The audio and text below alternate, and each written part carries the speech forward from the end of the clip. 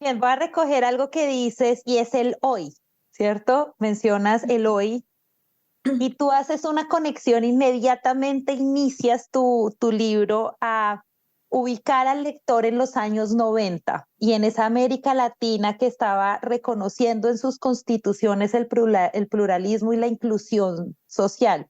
¿Cómo es esa relación y en qué fue Colombia pionera? Porque tú dices, Colombia fue pionera en la nueva constitución del 91. ¿En qué fuimos pioneros en los años 30 y 40?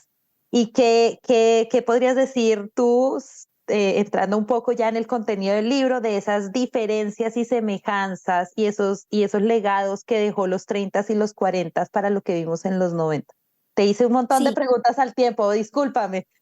bueno, espero capturarlas todas en mi respuesta y si no, pues ahí seguimos.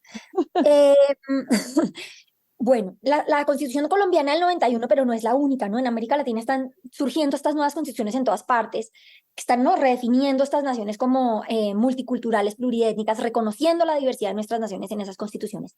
Y es un momento como muy celebrado, ¿no? En esta tradición latinoamericana, ese momento de ese reconocimiento.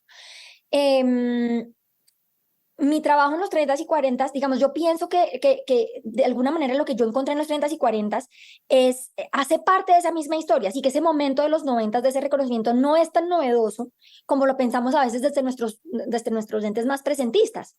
Así que nos parece que ese momento fue como, ¡wow!, un cambio radical frente a una historia larga de exclusión. En realidad, ese momento no es tan nuevo, no solamente para Colombia, sino para el resto de América Latina. ¿Cierto? Tenemos para todas las Américas, incluso porque también en Estados Unidos, en las décadas del 30 y el 40, se está ampliando la definición de la identidad nacional para dar cabida, ¿sí?, a grupos de afrodescendientes en algunos países, indígenas en otros, ¿cierto? Pero lo vemos en Bolivia, lo vemos en Cuba, lo vemos en Brasil, en los 30 y 40. Entonces, ese discurso incluyente, esa aproximación a la ciudadanía que reconoce la diversidad de nuestras sociedades en el continente americano, no fue propio de finales del siglo XX. Sí, aquí hay como una prehistoria o unos inicios, ¿sí? Por supuesto, no es el proceso, por supuesto, no se trata de decir el proceso es el mismo, ¿cierto? Son momentos muy distintos políticamente, históricamente. Entonces, por supuesto, vale la pena ponerle el foco a qué fue exactamente lo que pasó en los 30 y 40. Esa es mi especialidad. Sí, yo no soy especialista en el cambio constitucional del 91, pero sí me interesaba mostrar que ese multiculturalismo tenía una historia más larga. Y sobre todo me interesa mostrar que los retos a los que nos enfrentamos hoy, los retos que se nos han hecho visibles cuando evaluamos lo que pasó con esa constitución del 91, ¿sí? En términos de sí fue una constitución muy incluyente, pero también ya no son evidentes las formas de exclusión que también promovió. Y creo que la historia tiene mucho para enseñarnos en esa dirección, ¿sí? Para entender ese proceso de formación del Estado, no como algo que es exclusivamente coyuntural, sino también pensar en unas continuidades en un tiempo más largo. Entonces, en particular, yo cuando estaba, recuerdo que cuando hice la tesis doctoral, mi tutora muy al final me dijo, ella me sembró esa idea, me dijo, tu libro en realidad hace como una historia más larga de ese multiculturalismo en Colombia.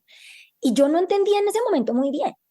Yo como que, uy, dije, uy, no, esa conexión está muy, muy brava, no, no la tengo en mi cabeza en este momento. Pero nuevamente, tiempo después, con una mirada mucho más amplia de la historia de Colombia, pude ver la conexión más cercana y mi trabajo de historia pública me había llevado a leer sociólogos y antropólogos que están haciendo unas etnografías del Estado muy interesantes, que estudian este último proceso, digamos, de estas últimas décadas de justicia transicional, están estudiando cómo se ha configurado el Estado colombiano en esa reaproximación a esta categoría de las víctimas, ¿sí?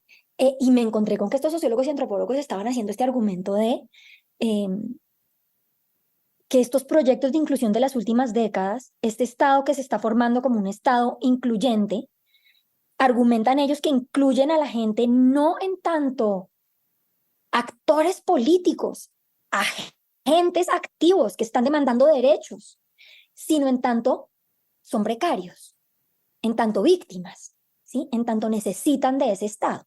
Entonces la persona accede a derechos en la medida en que puede presentarse como víctima, precaria, pero aquel que se está presentando como agente político, ¿sí?, demandando, ese no es el buen ciudadano al que le vamos a dar derechos. ¿Mm? Y ahí, no, se me abrieron las alarmas. Esto es lo que yo vi en los 30 y 40. Aquí hay una continuidad interesante de la manera como el Estado colombiano se ha configurado, ¿sí? La manera como hemos construido esas relaciones.